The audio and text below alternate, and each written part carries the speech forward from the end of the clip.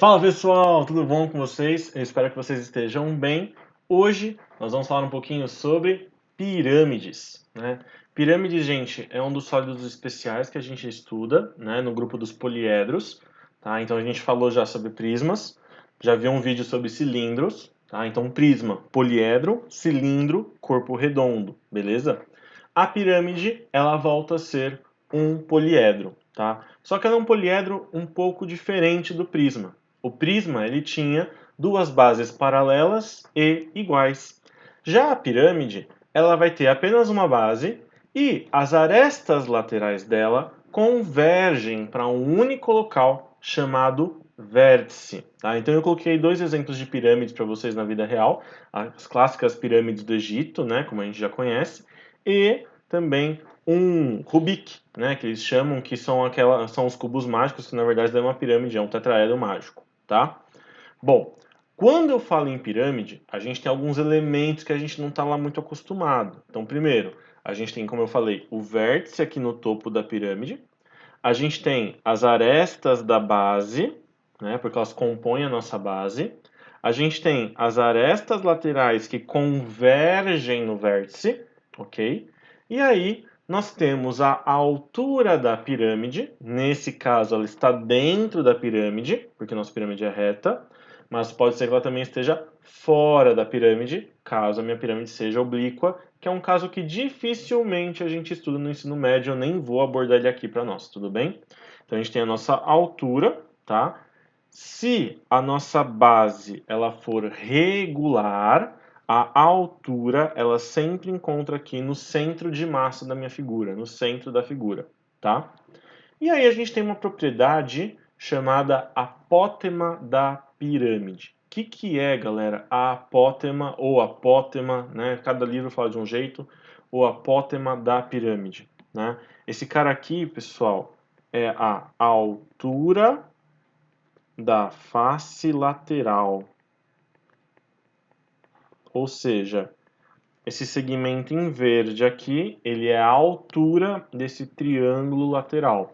Logo, ele faz aqui na base 90 graus com a aresta lateral. Tudo bem com essa da base, desculpem.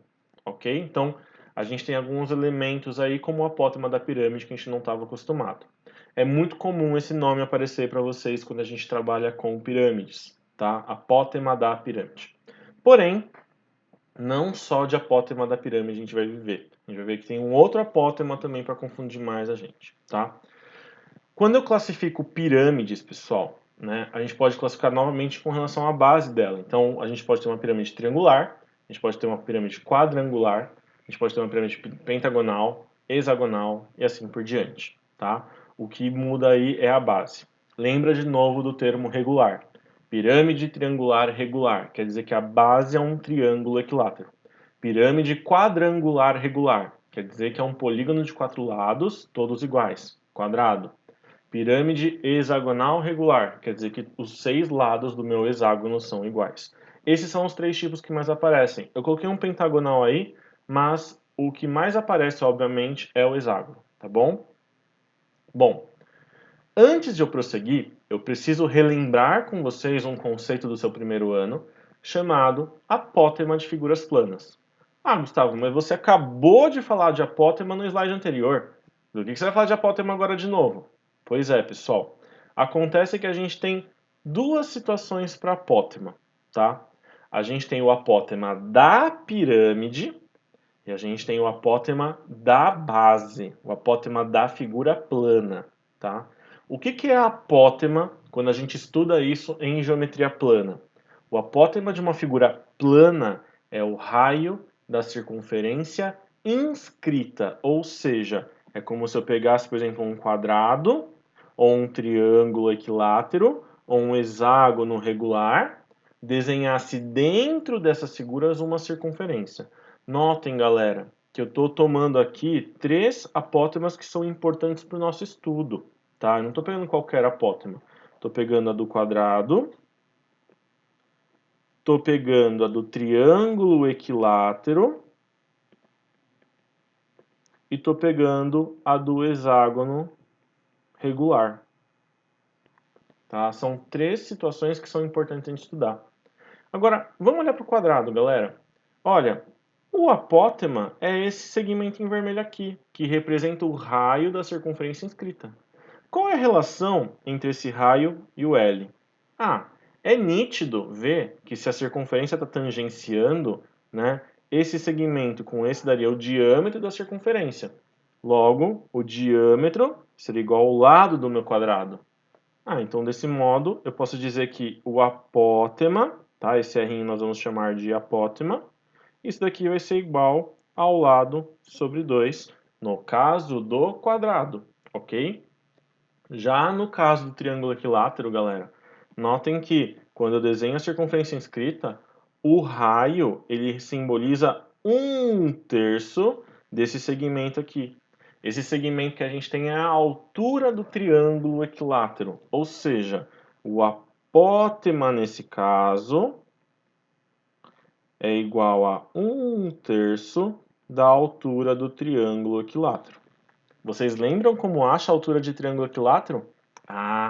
Tem que lembrar, galera. Triângulo equilátero é o triângulo que mais é cobrado de vocês em provas, em vestibulares, em todos os lugares. Então, duas coisas para vocês lembrarem.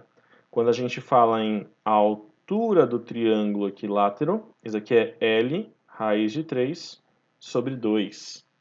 E quando a gente fala em área do triângulo equilátero, isso daqui é L quadrado raiz de 3 sobre 4. Tá? Então não pode esquecer essas duas formulinhas, tá bom? Isso tudo é sobre o triângulo equilátero, tá? Bom, já no hexágono regular, a gente tem que lembrar que ele possui uma propriedade muito especial. O hexágono regular, isso é importante que ele tem que ser regular, tá? O hexágono regular, ele possui a propriedade de poder ser dividido em 6 triângulos equiláteros. Então, se eu pegar aqui, né, e ligar um vértice oposto ao outro, né, notem que a gente vai formando triângulos, tá? Esses triângulos, galera, eles são justamente para ajudar a gente a visualizar, né, as partes do meu hexágono. Agora, notem que aqui mede, vamos chamar de L, aqui mede L, aqui mede L, L, L, L. Se você começar a olhar os ângulos, você vai perceber que todos os triângulos aí dentro, eles não são só iguais, como eles são equiláteros. Ou seja, aqui também vale L, aqui também vale L, aqui também vale L, aqui também. Todos os segmentos que eu fiz em vermelho aí medem L. Então, o raio da circunferência inscrita, que aqui eu estou chamando de A, né, que é a nossa apótema do nosso hexágono, ele para nós, ele vai ser a própria altura de um desses triangulinhos equiláteros. Então, no caso do hexágono, a apótema é a própria altura do triângulo equilátero. Beleza, galera? Então, por isso que eu falei que é legal que vocês guardem para mim o que é a altura de triângulo equilátero, qual que é a área, o que é a apótema. Essas coisas vão ser necessárias. Bom, sabendo disso, eu vou fazer um raio-x em duas pirâmides que são importantes para a gente. A pirâmide quadrangular regular,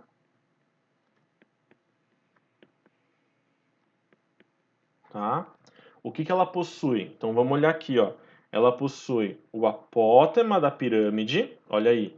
Ela possui um apótema da base e ela possui a altura dela. Notem que esse triângulo em vermelho, azul e verde, ele é um triângulo retângulo, galera.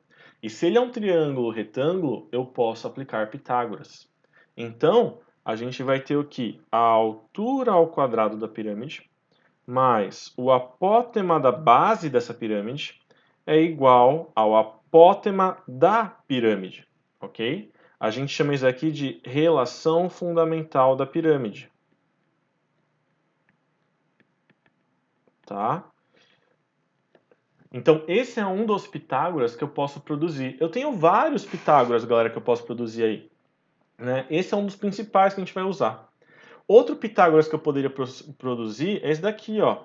Eu fiz esse segmento em amarelo que representa metade da diagonal da base do meu quadrado. Né? Então, olha o meu quadrado aí embaixo. Se eu prolongasse esse amarelo, seria a diagonal do quadrado. Então eu posso fazer um Pitágoras entre a altura, a diagonal, né, metade dela, e uma aresta lateral. Então existe um outro Pitágoras, por exemplo, que seria a altura ao quadrado mais a diagonal sobre 2 ao quadrado é igual a aresta, vou chamar de azinho, a aresta lateral, tá? E vou puxar aqui uma seta em preto mesmo, tá, gente? Aresta lateral.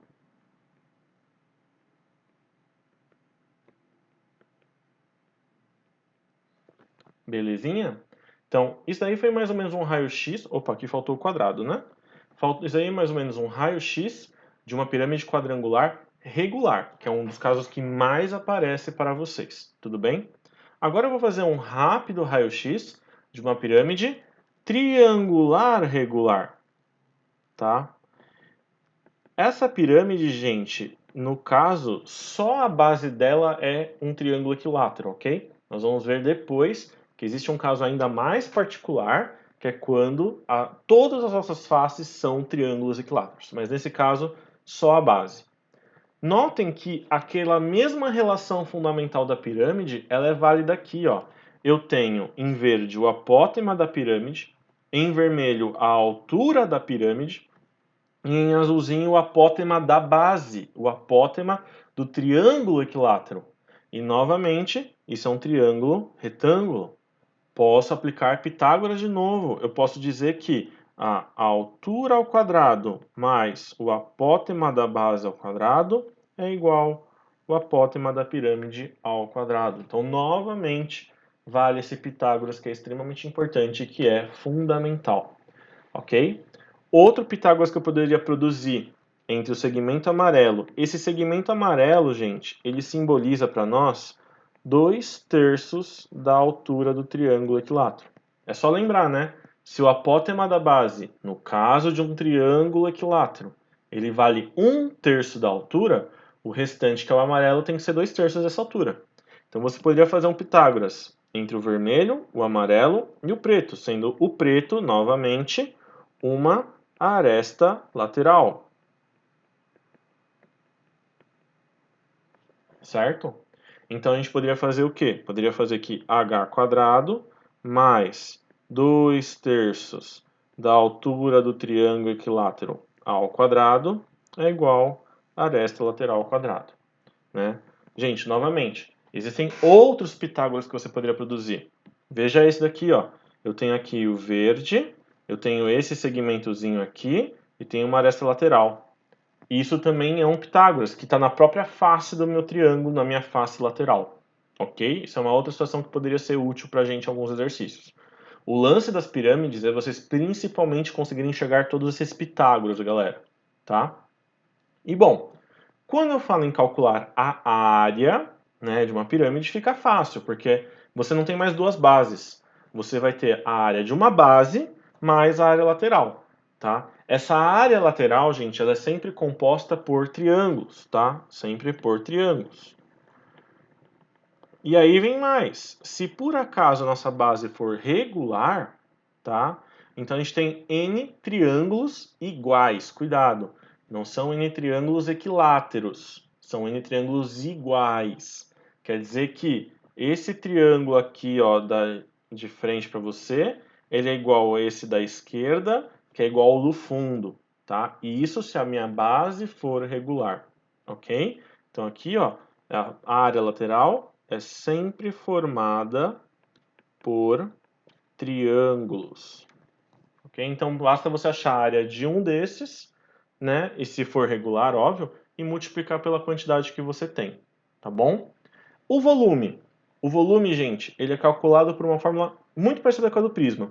E quem quiser, joga no YouTube que você vai achar uns vídeos bem legais explicando isso. Tá? O volume de toda a pirâmide ele é calculado por 1/3 da área da base vezes a altura. Tá? Então, esse 1/3, de onde que ele vem? Ele vem da ideia de que se você construir um determinado prisma, determinada área da base, determinada altura, você vai conseguir colocar 3 pirâmides de mesma área da base, altura dentro dele, né? Então você consegue encontrar isso no YouTube facilmente, usando água, usando líquidos, para que você visualize isso, tá bom? Então, de novo, nós temos a apótema da pirâmide. Nós temos a apótema da base, a altura da pirâmide. A gente consegue relacionar isso por Pitágoras.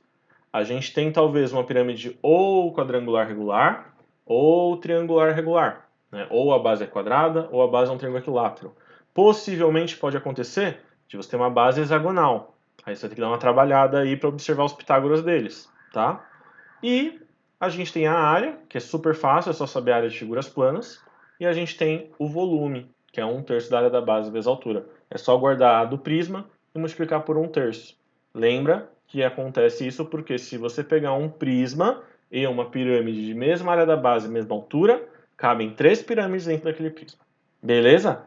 Então era isso que eu queria passar para vocês nessa semana. Um grande beijo, fiquem bem, tchau pra vocês.